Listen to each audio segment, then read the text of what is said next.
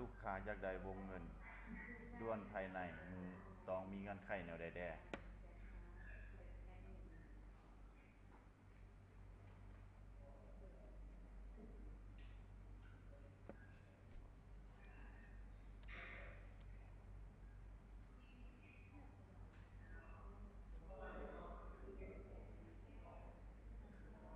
ข้อมูล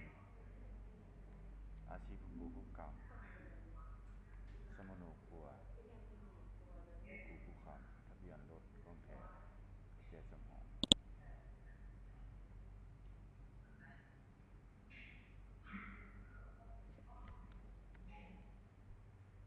วงเงินสามารถกู้ได้ต่ำสุดเท่าใด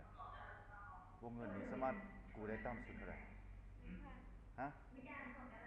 20 ล้านเนาะ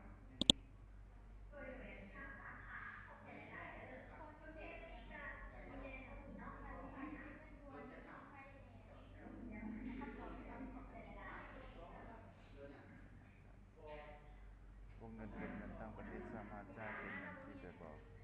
รายรายตามเลขรายตามเลขธนาคาร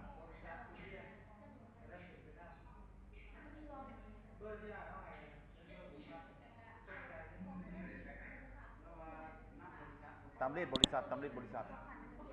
รายตามเลขบริษัทฮะ